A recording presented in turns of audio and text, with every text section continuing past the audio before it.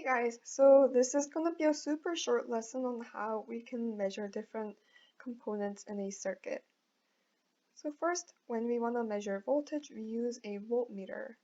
And how this works is that we need to have some current running in the circuit, and we set the voltmeter to AC alternating or DC direct current, depending on what the circuit is actually set to. And then we have the positive and the negative leads, which are the wires that are connected to the voltmeter itself. And when these ends touch in parallel, like along the same wire at the 2 points that we want to measure the voltage across, the voltmeter will read the voltage difference between these 2 points.